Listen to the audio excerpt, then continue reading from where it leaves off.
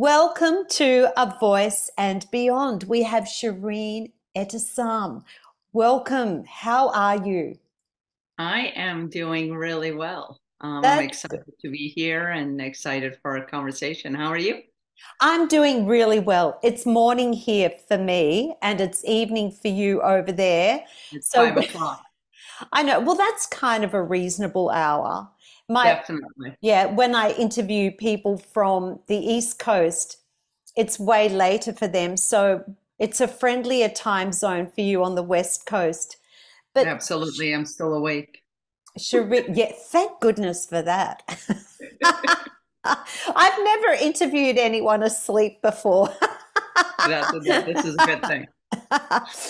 Okay, so Shireen, I'm going to introduce you. You have quite a bio. You're an entrepreneur, a seasoned media executive, and transformational speaker. You have produced films, original television series, and specials, created several companies, and led campaigns for some of the world's most recognized companies, such as the ABC, CBS, Discovery, Facebook, Apple, Virgin, and many, many more. I have so many more listed here in front of me. And you're also a regular contributor to Rolling Stone and Forbes. Now, you're also a proud member of the LGBTQIA plus community, and you founded OML TV, which is a popular platform dedicated to streaming and curating quality queer female video content. Oh my gosh, you are such an entrepreneur.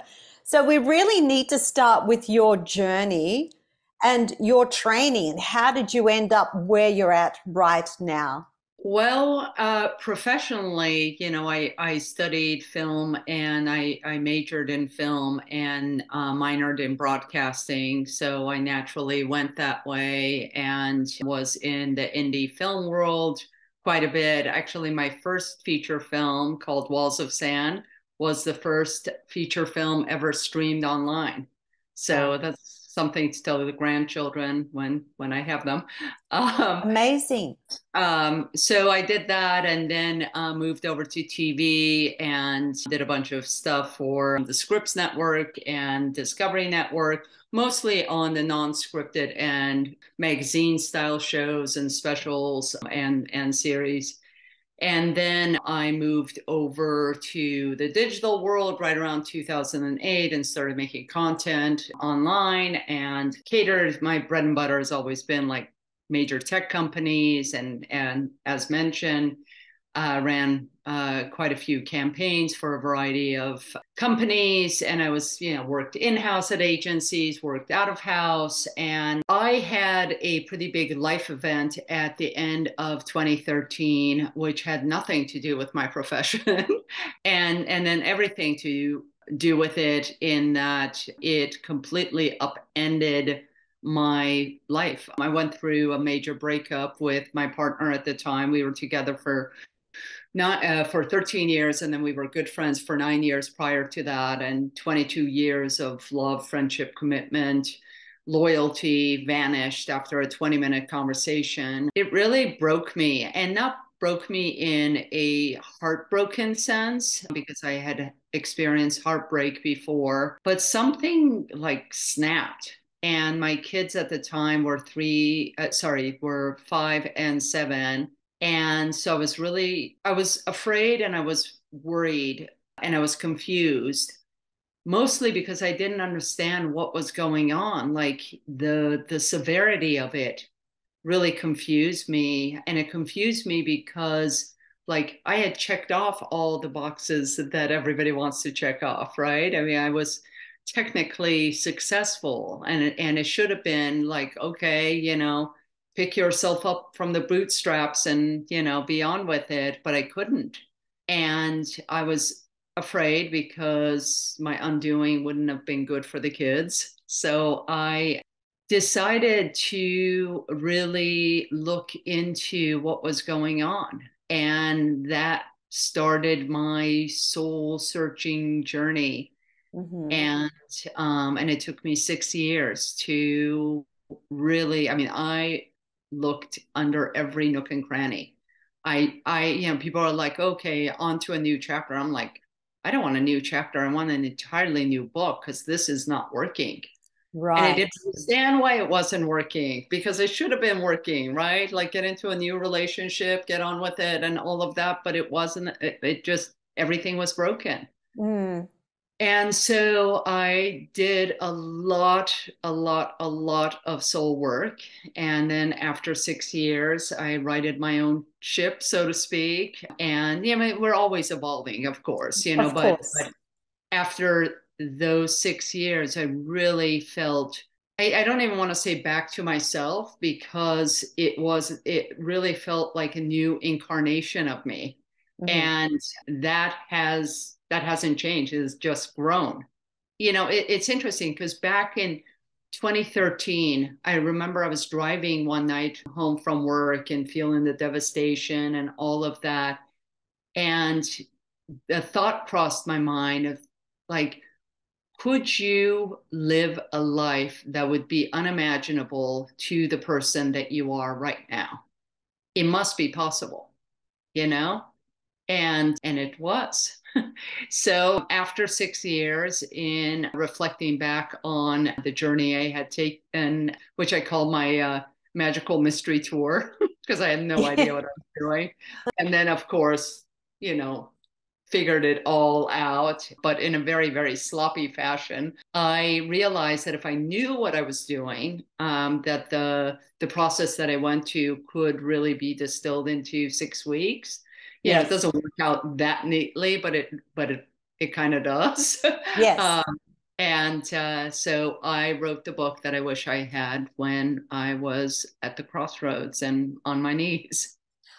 Well, okay, because I have looked into your story. We've spoken about your story. So let's go back to that time at in 2013 because there's a lot of stuff to unpack there that I'm sure a lot of people are going to relate to, and I know I do because you were taught at a very early age that to be worthy and to find true happiness, you had to be a somebody and you had to be someone who accomplished many things. So that is where some of these aha moments started to happen for you. So, what were some of those markers that other people set for you about what was going to bring you joy and what was going to make you successful? Yeah, that's a great question. So I had, and mind you, there are more and more studies that show that we all, as humans, disassociate, detach from our true selves somewhere between 0 and 5, 0 and 7. The degree of detachment or disassociation has to do with what has happened. So it could be as mild as, being a toddler in your crib and crying and your parents took too long to come to get you. And you Mm-hmm. get a sign that, you weren't doing it right, or you're not worthy enough, or you're not valued enough, whatever it is. And it could be severe in that you could be in a toxic environment, you could be in an unhealthy family, whatever that is. So that degree of detachment or disassociation really differs, but we all do it to some point. And what happens is that as babies and toddlers, we're taking our cues from the inside, our true selves, our inner star, and it's goo goo gaga and everything is great and all of that. And then this thing happens, and what we do is that we start taking our cues from the external world rather than from the inside. Yes. And I had several. For me personally, my father, who unfortunately passed at the end of last year, was a huge, like, celebrated architect in Iran. And so I had him as a role model, and he was always going, doing things and all of that. and super, super passionate about the work that he did. So that was amazing. And my mom was always like, Shireen, be somebody. And I think her fear was that as a woman, and Hmm. especially female immigrant Yes. in the US, that I would be somehow lost, or I don't know what it was. So there Yes, was I always, get that. Yeah, my parents were Italian immigrants and they came to Australia and I was the firstborn here in Australia, yeah. female. So I totally get that. Yeah, this kind of like, pressure to leave your mark, or I don't know what it was, but I didn't quite know and I didn't ask, like, what does it mean to be somebody? Like, how am I not somebody right now? You know what I mean? But it was kind of like in the back of my mind. And I certainly, I mean, I've always said that I feel like I've received the lottery of family, in that they're so supportive of me. So I'm not complaining at all. It's just that those are kind of the cues that I was getting. And then Hmm. also back in the day, it was a fad to have your kids go study abroad or go to boarding schools. So my Yes. parents put me in. My sister and I she's 4 years older. They put me in a boarding school just outside of London, and they had a flat in London, and again, they were doing what everybody else was doing. But I remember specifically being 6 years old and watching them drive away in one of those, London cabs. Mm. So Oh, I had it in my mind that I'm leavable. No matter what I do, I'm leavable. So yes. so that affected me as well. And of course, we do things to compensate and all of that. Like, by the time I got into high school, I just had to make sure that I was like the coolest chick around. Okay. So what were some of the things that you were doing? You mean to compensate? Yes. Oh my God. Well, as a teen, it was kind of embarrassing, but I was like your pea coat wearing, asymmetrical hair with cut off gloves and smoking clove cigarettes and, going to uh, Ingmar Bergman movies and Godard. And, like I was just, Okay. And then what about as you went into your adulthood? Did you still continue to compensate? I don't know if it was a matter of compensation, but I think that I was definitely wrapped up in wanting to impress and wanting to be somebody, Mm, mm, So yeah, I mean, I feel like I've always loved the work that I've done. Everything that you mentioned, like I take great pride in doing the work that I did and have been doing and continue, frankly, to do because I still play executive producer on a variety of projects. But to me, it's sort of like going into a sandbox and putting something together and being like, hey, what do you think? Is it right. rather than it being a life calling? And when I went through my process, and even in sitting here speaking with you right now, like I feel so in my flow, which is how Yeah. you know. Yes. So obviously, then the repercussions of some of that behavior or those feelings that you're having of wanting to please others, those external markers had an impact on the way that you behaved or you conducted yourself in life. But what about internally at that time before 2013? Did you feel that it was having an impact mentally, physically, or emotionally? Or did it take that moment for you to go, okay, this is really messed up? In reflection, and as you were saying that for people who are listening to this, I was shaking my head violently in that, no, I did not feel any of that. In reflection, I now call it my Walking Dead years because, and especially from like 2008, when my second child, my daughter, came home, both of them are adopted. I From 2008 to 2013, my God, I was on autopilot. I was numb. And again, mind you, I was performing at the top of my game. We had a gorgeous home in Sonoma, my ex Mhm. and I. People who were like, they would come over and, be like, oh my God, this is amazing. And I do remember when people would say that, and I'm like, I'm going out of my mind because I was there with a 3-year old, a 1-year old, a puppy, and no one was around, but we presented really well. And my ex, my partner at the time, she would travel a lot. So I would be in this like, mini resort estate all by myself Mm, and taking care of 2 young children, a puppy, and trying to maintain. So I was yes, just like checking off boxes. That's it. I was just like, yes, so, no, I not only did not know what was going on, I also was really worried about the children, and I was just really disconnected, super, yes. super disconnected. So, although you accomplished all those things, was there ever a time where, aside from all those external accomplishments, that internally you felt like either a failure or that you weren't good enough or that you suffered from imposter syndrome? Did you Yeah, ever feel that you didn't have a voice?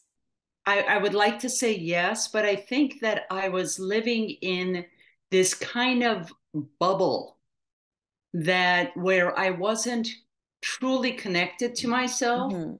So I didn't know, I wouldn't allow myself to get that deep. And the tricky thing is that I actually thought that I ran deep, you know, Yes. but I didn't. Like I wouldn't allow myself to think about it. I mean, people would say, well, you must have known that the relationship wasn't going well.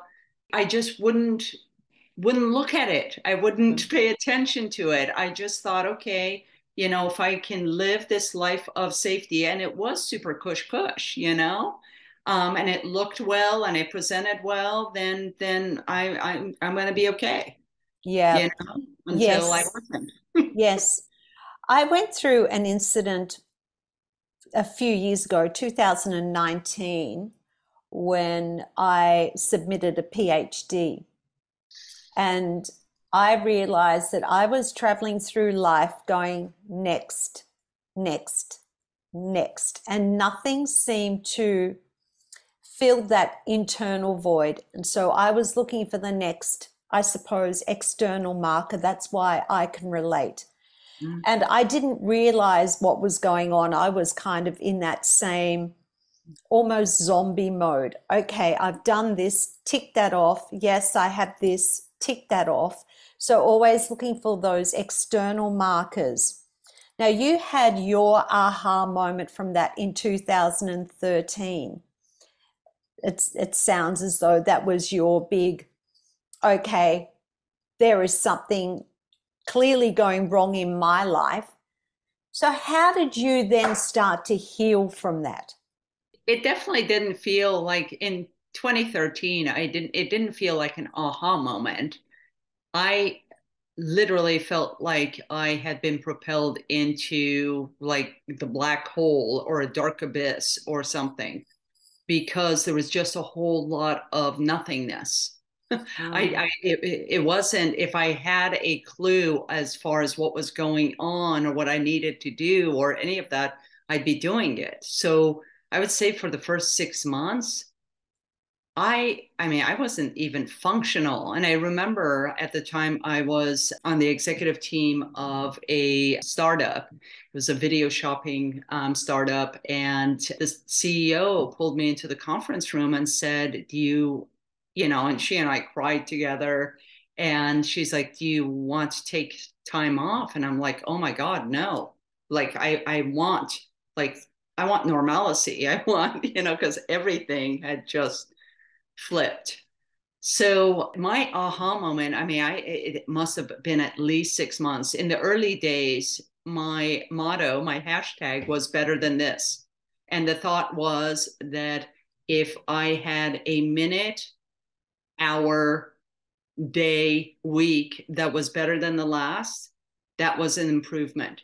That was it. It was just like, so you talk about tiny, tiny steps. Mm-hmm. It was super tiny. And then I started having my aha moments and all of that. And I now call it bobbing for spiritual apples. I tested everything. Like, does this work for me? No, it doesn't work for me. Does this work? And I went on retreats. I sat with Buddhist monks. I did, all sorts of yoga and meditation, read everything, watched everything, like any hours and hours on the couch, either talking to therapists or my dear friends with a cup of tea, just completely trying to figure it all out. Mm. Um, and it worked. So, which one of those had the greatest impact, had created the biggest turnaround for you? I think that, and the way that I have the book structured is that the first part of this, so it's 6 weeks and there's two parts. First part is about detoxing yourself from all of the white noise, the layers that we gain as we start adulting and growing up and all of that, in order to get back to that true essence that I talked about earlier. So there's some excavating that needs to be done. And then I start the first week. So it's detoxing the mind, detoxing the heart, detoxing the body. And I start with the mind because that's the biggest culprit that Mm-hmm. gets in our way. Mm-hmm. And the biggest aha moment I would say that I had all throughout is like the thing that shifted was when I realized that I am not my thoughts. When I Mm. truly got that I have my thoughts do not have me. And that Yes. is like, I liken that and reclaiming one's soul, much like riding a bike. It's like once you know that feeling, once you know balance, you can't unknow it. It's that same thing. So now if I have a disturbing thought, I'm able to step outside and assess, and not give it any sort of good and bad. Be like, well, is that true? Yeah, Mm. okay, it could be true, or it could be completely not true. And what's the other possibility? And think about the other possibilities. Well, would you like to think this way instead? Because it will probably benefit you a lot more. Mm. And the ability to choose what you hold on to and what you could let go of, like one of the most liberating, most powerful things that I've ever experienced.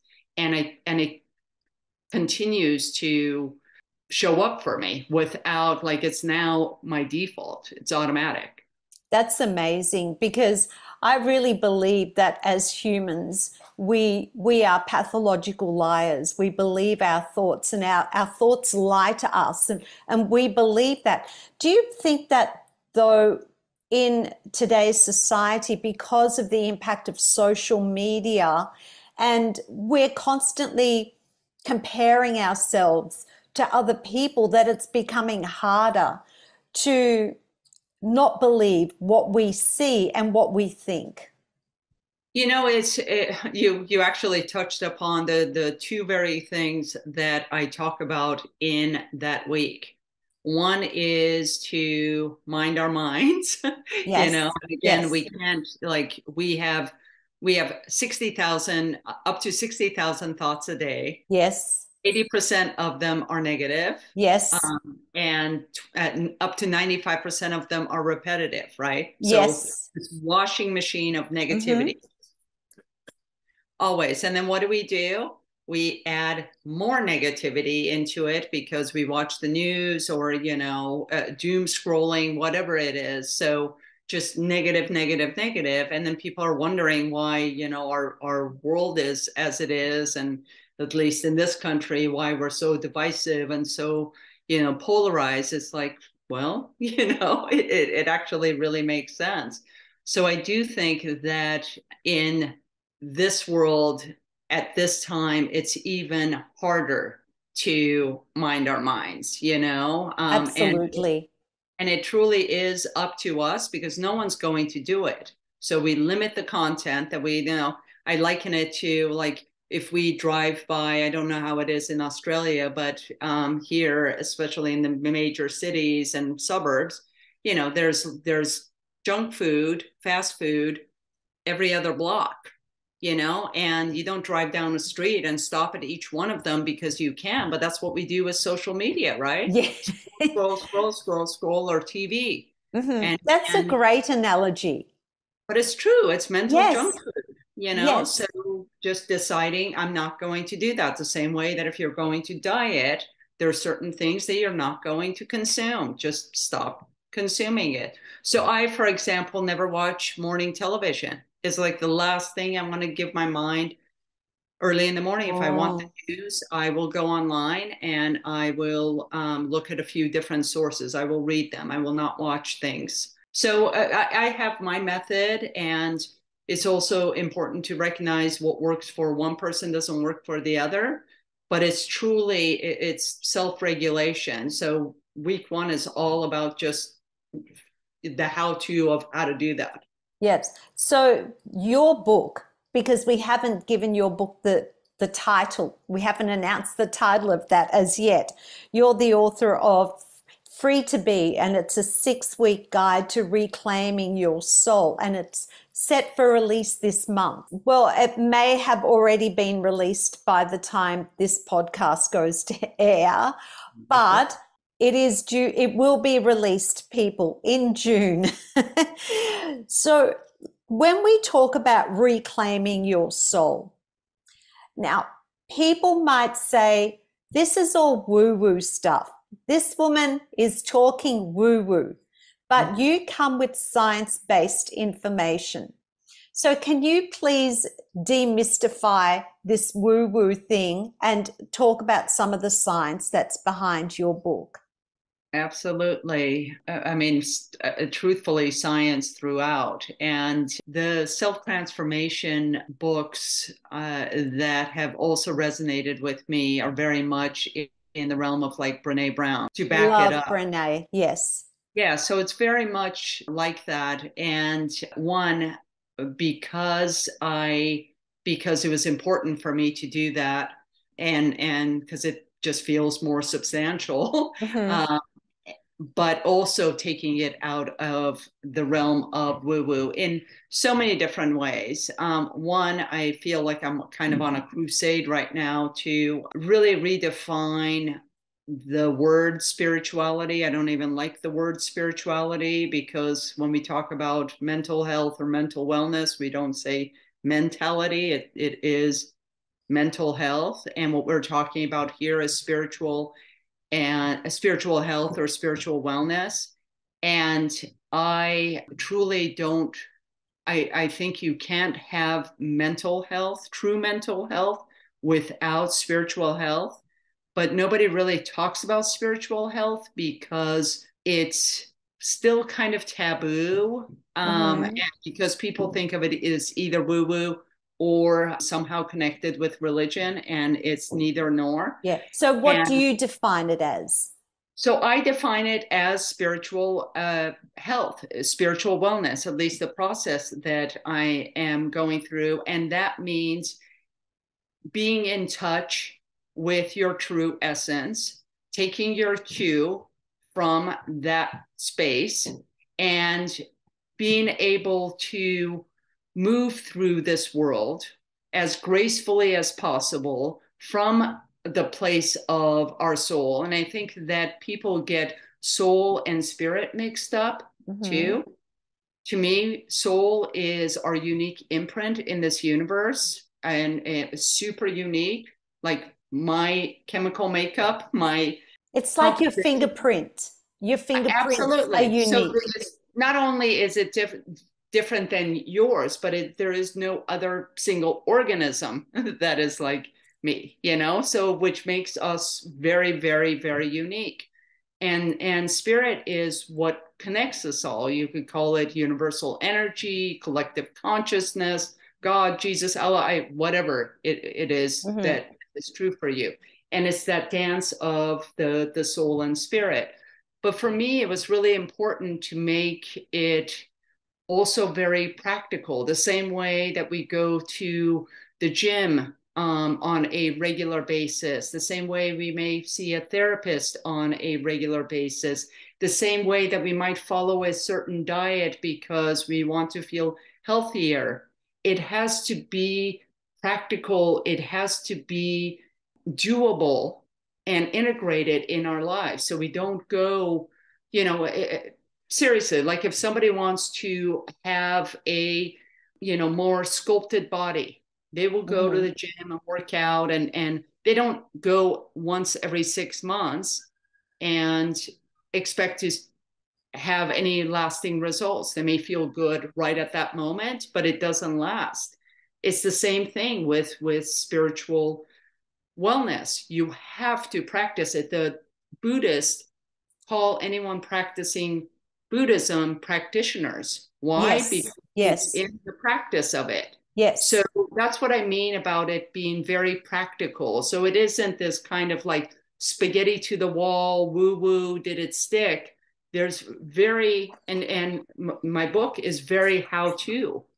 And truthfully, I do believe that spiritual wellness is going to have its day the same way that mental health has had its day. I don't know how it is in Australia, but in the US 5, 10 years ago, there's no way that you could say openly that you were going to a therapist or that you were taking a mental health break. Now you hear celebrities doing it, athletes doing it, the likes of Prince Harry promoting it. So Mm-hmm. I think that then it has become destigmatized. And I Yes. think that spiritual health, if you take it out of the woo woo, because none of the work that I have done, the soul work that I've done, there is nothing woo woo about it. I have one chapter, chapter 5, that's as woo woo as I get. And that's not even that woo woo. Aside Okay. from that, it's really like it's work. And the work is often not pretty. So I don't know why there's this feeling that it's like this wavy gravy kumbaya sitting on a mountaintop only butterflies and rainbows. It's none of that. I mean, it is absolutely glorious. And like I wake up pretty much every day. I have, some days are better than others, like anyone else. Mm. Seriously, wake up like a spiritual warrior, just ready to meet the day. Okay, Yes. what's the Yes. day going to bring? And Yes. that's truly what it's about. It's Yes. not how, that the world becomes perfect so that you then live the life that you're meant to live. It's like, how do you walk as gracefully as possible through the world exactly, and I mean exactly as it is right now? That to me is true spiritual wellness. That probably makes the most sense that I have ever heard anyone explain any of that stuff. I Thank you. was going, this actually does make sense. Thank you, Shireen. I appreciate Well, and, how you've and explained all that. And I mean, I love the woo woo. I love the retreats. I love the ashrams and all of that. But just doing that, and I have a good section in the book that talks about spiritual bypassing. But if you're just doing that once in a while, truthfully, all you're doing is spiritual window shopping. You're not really doing the work of the work. If you wear, Tibetan jewelry as I did, and Om and Namaste once in a while, okay, but. No wonder it feels woo woo because it's sort of like, Oh, I love it. Okay. Now, in your book, you have these unique, easy to digest set of daily exercises that you help the reader reconnect with their souls and begin their awakening journey in 6 weeks. So what are some of those exercises, and can you break down the 6 weeks? Is that possible for you to do in a short amount of time? Yeah, yeah. I mean, I've kind of talked about the first part of it. So Yes. the I wrote the book. I mean, all of it is really intentional. So, and I say that because I don't want, especially in the US, everybody wants a quick fix, and I'm Oh, like, everywhere. right. Oh, okay. I'm like, okay, Yes. I've already condensed it to 6 weeks. Mm-hmm. Give yourself 6 weeks, Mm-hmm. And again, it isn't 6 weeks that you're not doing anything else. You do you and do all the things that I've mentioned week by week. And the reason that I included exercises was not so that it would add to people's to-do lists, but it's to make the experience, to make the process experiential, to make it immersive. Okay. And I just recently likened it to, I'm like, it's the difference between thinking about skydiving and like, oh my God, you know what I Doing mean? it. So that's why the exercises are there. And so I have it in 2 parts, 3 weeks and 3 weeks. And the reason I did that was because they say there's some studies on that it takes 21 days to make or break a habit. It's not Yes. concise always, not Yes. cookie cutter, but somewhere along there. So the first half is letting go of things that no longer serve you. And the second half is building the habits that would. Mm-hmm. So the first 3 weeks, as I mentioned before, are about uncovering, undoing, the unshedding, the unlearning, what we have learned, all the stuff that has layered on top of your true essence as we have started adulting and taking our cues from the outside, right? I mean, people say follow your bliss or follow your heart, which follow your heart is a total misnomer, which I could talk about. But most people don't even know where that is. They're like, oh, Yes. look within. You look within and you're like, okay, there's a lot of crap in there. Like, Yes. where am I looking? So Mm. so the first half is truly all of that. Like it's the uncovering of you. So you can get to your true essence, clear your slate, and Yes. and find your soul. And then once you do, once you find your soul that's always been there sitting waiting for you, what do you do with it? Week 4 is my very, very favorite chapter. It's all about play. I'm a huge advocate of adult play, which I can talk more about. And Yes, there are please. there are 8. Do you want me to talk about it right now? Yes, yes, because yeah, so what I'm getting is that the first few weeks, it's about, because you talk about a daily purge, it's letting go of some of those shackles, some, so it's looking within and letting go. And then the next 3 weeks, so one of them is you're talking about play. So let's talk about play. I love Yes. playing. I just want to make sure I'm playing correctly. Well, there's no way of playing incorrectly. Well, actually, that's not true. So if you are playing for any other reason than the purpose of play, then you're truly not playing. So if you're like Mm. comparing yourself or you're keeping score or whatever in the activity that you're doing, that's not play. Play is just, I tell people it's intentionally playing unintentionally or purposely playing unpurposely or Okay. unpurposely. So it's Um, almost spontaneous. no, actually, it doesn't even have to be spontaneous. It can be. So there are 8 play personality types. There is a gentleman by the name of Dr. Stuart Brown, and I had the privilege of spending an afternoon with him here in Marin, and he is the one who's identified the 8 play personality types. He also has a really great TED talk on play, and he has a book called Play.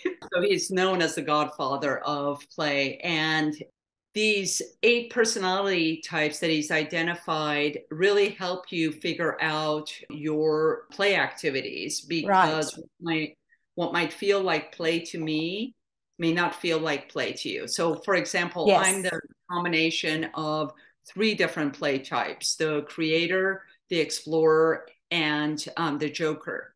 And then there's other ones that don't really resonate with me, such as like the competitor, the collector, the director. Even reading those things actually stress me out. Like the collector is somebody who really enjoys collecting things, whether they be stamps, coins, bottles, cars, whatever. I'm like a Mm, total minimalist, so the idea of collecting anything yes. stresses me out. The director, Although I used to be a collector when I was younger. As a child, I exactly. used to So that collect might bring you stamps joy. and coins at the time, but that would stress me out now. So obviously, our play personality can change Also and evolve changes. as we grow. Absolutely. Absolutely. So figuring out what the play personality, usually we're a combination of the two or two or more. I love joking around. I love, Same, light banter, though I run fairly same. deep, but I don't like pranking people. So that part doesn't work for me, but I do. I have been known to prank once or So twice, you're probably but not often. yeah, but you're a joker, so that could be one of your makeup. Explore, I love exploring new things, whether it's going to a gallery or traveling. I'm always Mm, exploring and creative. I mean, that's I do that for as a profession. So yes, so combining them, and sometimes, I do one of them. Sometimes I combine them, especially when we're traveling and we're traveling with the kids. There's so many playful things we do just because, like we went to Maui, my wife and I and two kids, and just on a whim, we all decided to get these electric scooters, and we had so much fun. So much yes, fun. yes. I do, I'll do cartwheels. I'll skip down the street. One of my go-tos is dancing. I love I that. yeah, so I'll do it Mm, whenever I'm stressed out. So play, and I say play because play like your life depends on it, because it does, and there's a lot of studies that show. I mean, like just Google play and neuroscience, and you'll see how many articles and research there has been, because it literally helps rewire you. So mm, gorgeous, gorgeous way of letting your soul free. So that's week 4, and then week 5 is, as I mentioned, as woo woo as it gets. It's about finding your true north, because once we detox our mind, our hearts, our bodies, and I talk a lot about reframing our relationship with each one of those. So you kind of what to task your mind with versus your heart versus your soul versus your body. And I call it the tribe of us. So once we have the tribe of us, then we meet our higher selves, and that's the dance that I talked about with the soul and spirit. So I call that finding our true north. And I talk a lot about the various types of meditation and other things that you can mhm. do in order to have that dance, so to speak. And then week 6 is that once you've done the work of the work, rewriting your story. And I don't, again, it isn't like, best of luck with that. There's a Venn diagram that I have in there to really design what it is your raison d'etre, your reason for being, Yes. and really, figure that out and live from that place. So, what are you hoping to achieve through the book? Who is your target audience, and what is your objective through the book? So I think that the book, of course, I hope that the book resonates with all humans, but I think that those who are at a crossroads, as I was, and I think that it's a very unique place to be, because that is the time. I often joke that I do my best work on my knees. When we're the most humble, that is when we're the most open to receiving new things. Not like, oh, I got it. I know this. But like, the Buddhists talk about the beginner's mind, looking at the world through a different lens. Like, okay, well, that didn't work. Whatever that is, and being open to something new. Whereas Yeah. and we're less open when things are going great and all of that. So I think that the book, at least it seems, those who have read it, it seems like those who are at a crossroads, whether it's, a loss of a loved one, a loss of a country, whatever that life event is. But again, I think that it will resonate with really anyone who feels like they're living a muted life, you know? Which If is you feel most of us, really. right. I mean, there's so much more, but it's not, as you mentioned earlier, grabbing for the next thing and the next thing and the next thing, because it will never end and it will never satisfy you. It may for a little while, and Mm. then you want the next thing. Yes. So if you want to get out of that cycle, flip that all around. Like all that Mm. grasping that goes from the outside, Mm. start doing it from the inside, Hmm. because the shift is monumental and profound. The truth of it is, in many ways, what I talk about and what we are talking about here is so fundamental, and it's almost as if we've forgotten. So we're doing all these like amazing things in the world. Some don't go so well, others go really well. So all sorts of inventions and technology and all of that, but we're not tending to the very, very basics that Yes. actually is, I Yes. believe, part of our human evolution. We are feeding something that is outside of us and really ignoring the cultivation of our ourselves. And it's and you see it. I mean, Mm. you look at the depression rates in the US and they've skyrocketed. Why? Here Because it's too, all on the everywhere. outside. Yeah, it's globally. And the pandemic didn't help either. That hasn't helped a lot of people. But for some people, it actually was a good thing. I know for me, there was a lot of positives that came out of COVID because it gave me time to reset and to realign and to recalibrate Mhm. and to check in and take a breath from everything that was going on in life prior to that time. So there were many shifts that occurred for me, but I know for a lot of people, they didn't use that time to make changes in their lives. They basically spent that time on the couch watching Netflix, consuming alcohol and drinking and eating chocolate. It's interesting because I talk about the 6 year process, and it was somewhere in 2019 ish, or toward the end of it, because the breakup happened at the end of 2013. So it was almost exactly 6 years. And I mean, Yes. I could remember almost to the day. It was actually just over 6 years, like the day that I gone to a retreat and I came out of it and I was like, oh my God. I actually, for the first time in my life, I felt completely complete. Like I knew I wanted to get into another relationship. I wanted to get married, but I knew that if I didn't, that it would be completely fine. And I was absolutely in love with my life. I just wanted more of it. Wow. And then what was really interesting was that, okay, I was like ready to go, right? And then COVID hits. And frankly, I don't know if I would have written the book that I had I not had that downtime, because I'm super Mm. social. So I would Hmm. have just like continued to go out and, Hmm. done all of that. But sitting and having, and I started it at the beginning of 2001. It was just like, I'm going to do it. And wrote it. But I don't know if I didn't have that space and quiet, if I would have. I mean, they say that there's a book in all of us. Yes. Mine just decided to pop out Yes. then.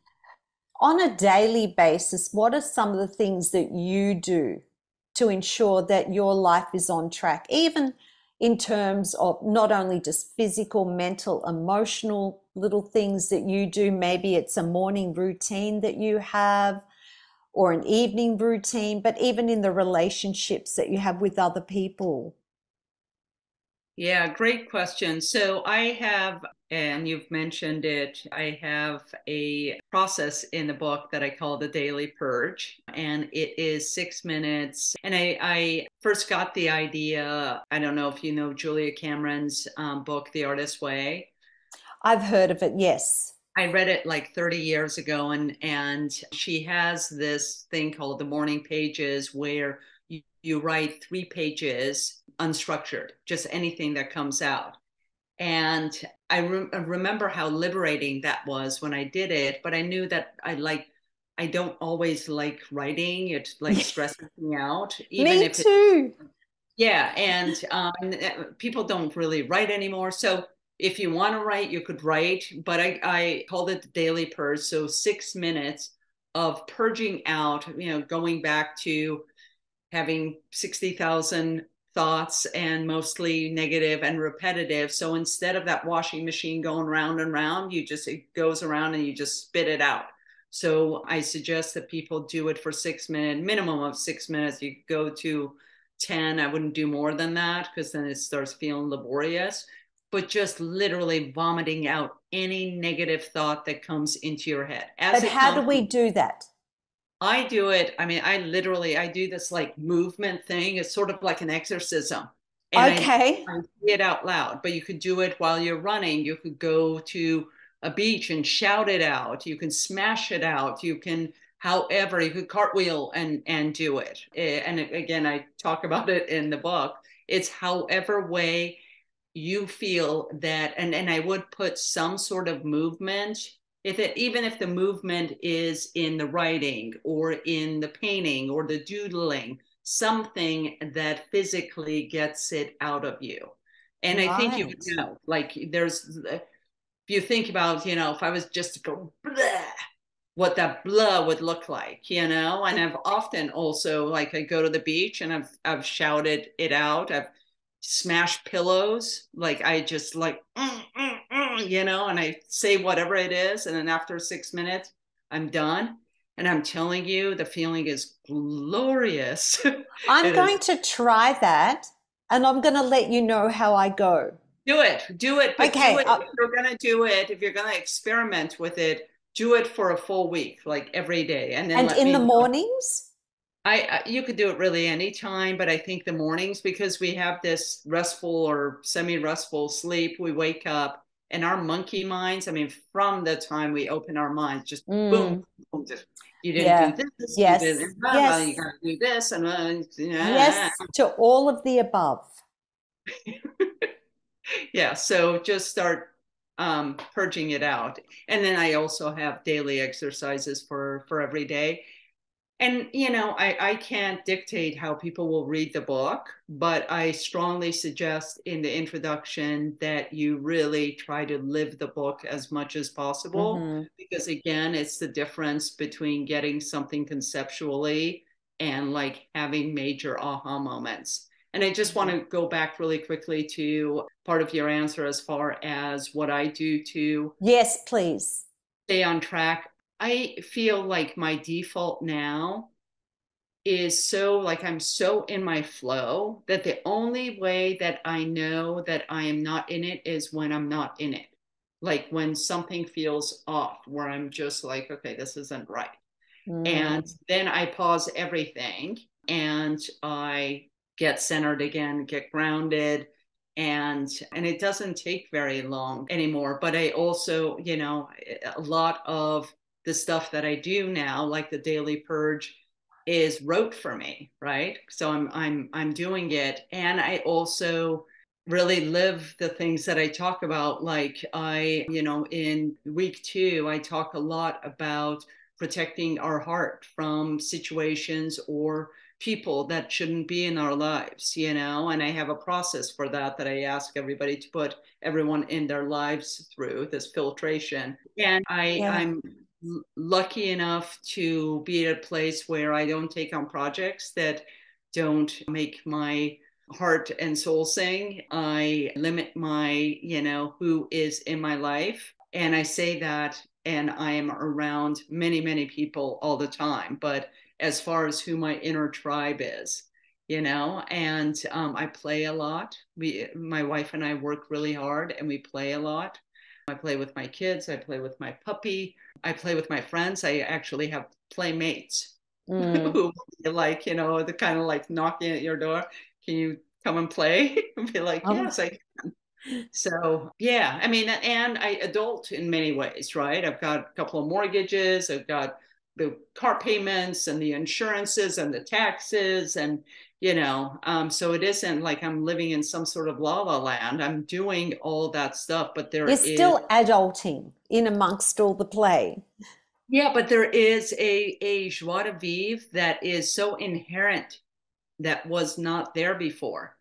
And I think that is a byproduct of truly listening to oneself and trusting.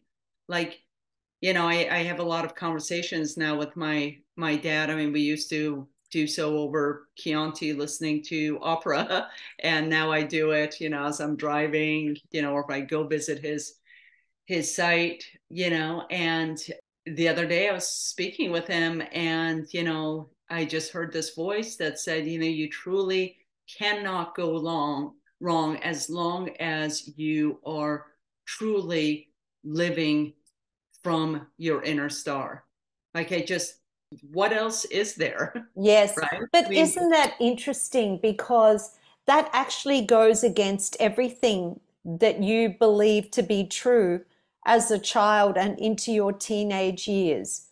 Because you believed that you needed all these external markers to be successful and to be somebody that everyone accepted in society and in life and in family. And now you're saying that truly what your parents wanted was for you to be happy.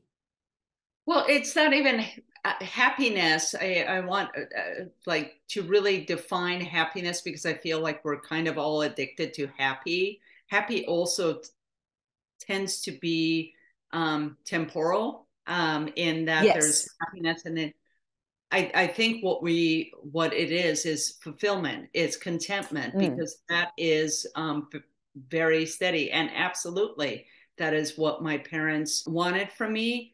What I share with my kids now, and I think this is really important because I still it isn't like, oh, kids, you don't need to go to school and just go find your way. The truth of it is that we have to, we are in a system, we are in a society, so we have to play by the rules. And I tell, I tell my kids, especially my son, I'm like, play the rules well enough so you can figure out how to bend it, how to better it, how to shift it. But it's not by, just like, oh, none of this Mm. matters. So the game, as I call it, matters. Yes. And I told them, I said, I will push you to get the grades, to, study well and all of that, because that is how we are playing life. But I want you to know that all of these things that you're doing and achieving does not add up to your self-worth. So if Mm. you sat on your bed Mm. for the rest of your life, I want you to know, I'm like, I hope you don't. But if that's what you did, just know that you're worthy exactly as you are. There is nothing that you need to do to prove your worth. You are Yes. worthy because you are. Yes. Everything else is on top of that. And I think that message is lost somewhere with most of us. Exactly. So in we're going to start wrapping up. Is there anything else that you wanted to add? Gosh, we've talked about a lot of things. I know we truly have. We've really gone deep as well. I've loved listening to everything that you've said, and I've really enjoyed your explanations, and I've got what you have meant by everything and the way you've described things. It's been amazing. I just remembered the quote. Oh, And, okay. the quote is, the opposite of play isn't work, it's depression.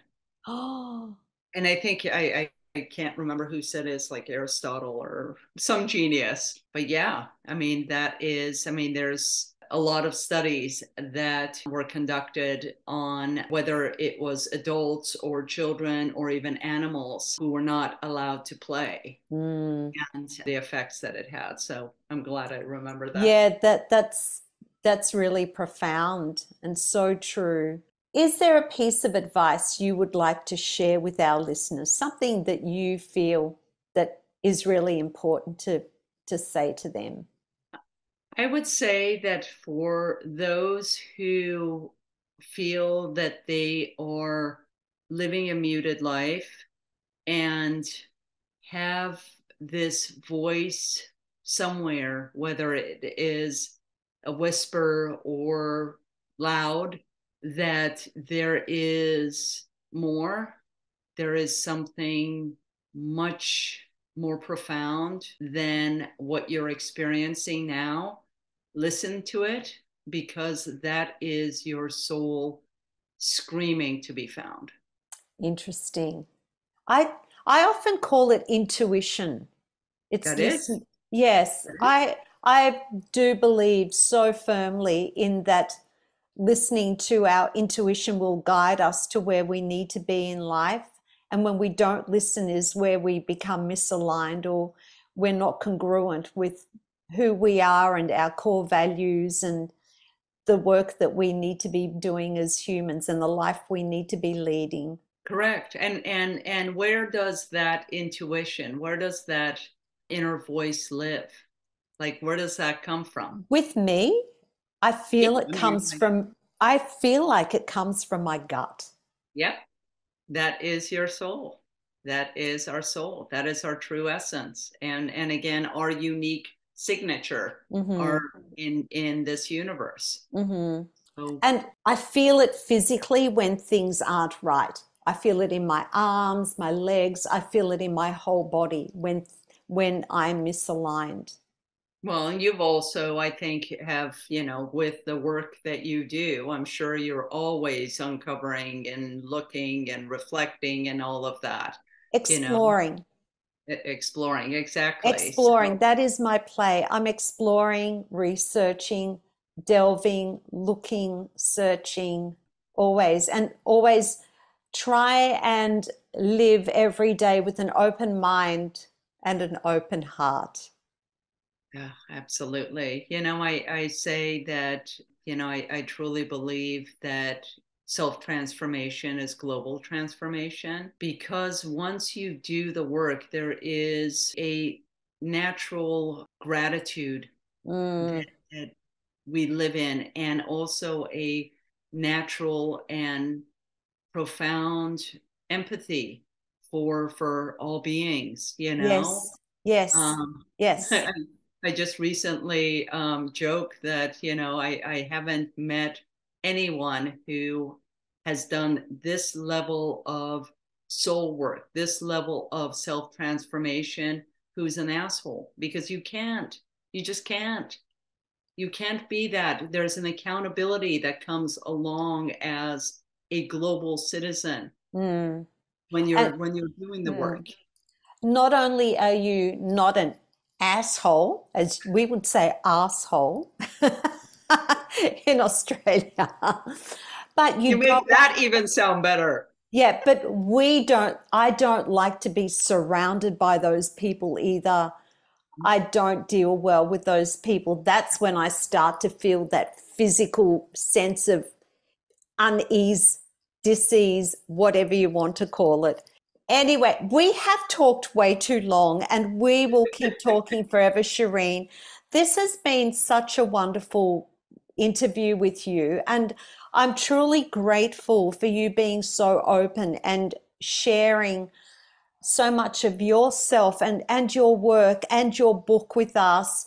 Please, everybody, go. We're going to share the links to you so people want to find you. They can look in the show notes and also a link to your book. Everyone, please go and buy Shirin's book. So what was it called again? Free to Be is the title, and the tagline is a 6-week guide to reclaiming your soul. Okay, everybody, we all need to go and reclaim our souls. All of us. And we're going to do it through Shirin's book. So thank you so much. And I look forward to reconnecting sometime down the future. And I have to tell you how I go doing my 6 minutes of purging too.